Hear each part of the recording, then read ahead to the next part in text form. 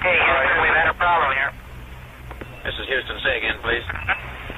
Houston, we've had a problem. Houston, we're going to talk about, this is our second video learning about work and the calculations and the math of work.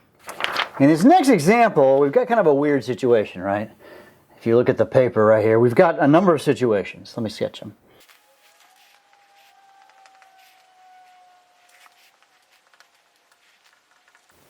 So the problem basically states is we've got a force applied and rank them in the amount of work done from lowest to highest. Now let's think about this. Take a moment, think about it, think about it. Take a look at this one. This is an interesting one because the force applied is down and the horizontal movement that would happen would be to the right. But if you think about this, what's the work done on this system? The answer is 0 because there's going to be no horizontal movement. So this would be our lowest one, right? So lowest here.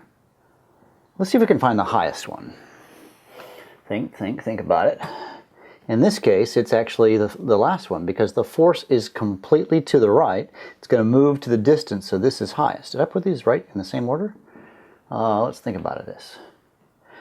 Oh, actually, guess what? This one is going to be negative work because you're going to put a force and it's going to move in this direction, so this is not the lowest.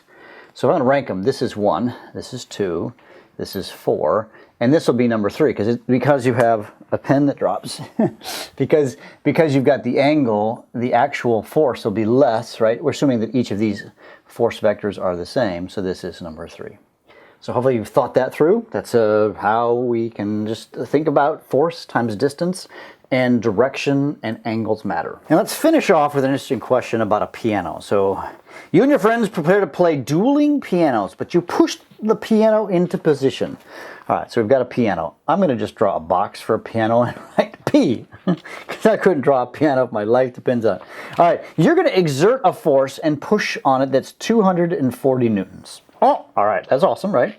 But friction opposes you, and the force of friction that opposes you is 200 newtons. And that makes sense, right? If you're pushing something, you're fighting against the frictional force. The piano moves 1.5 meters, right? So that's the question. And the weight of the piano, okay, the weight of the piano is 540 newtons. What is the total work done on the piano? So let's think about this. By the way, what are the forces happening? If the weight is 540, we're assuming it's on a flat, we also have the normal force, which would be equal to 540 newtons. Now, if I wanted to ask about the coefficient of friction, we could figure that out, but that's not what it's asking. What it's really asking is how much work is done. And if you think about it, this is sort of obvious. I have 240 newtons to the right and 200 newtons to the left. So the net force, the total force, because these cancel out, the total force in the right direction, the positive direction, is 40 newtons. Okay, and that's 40 newtons, right? Force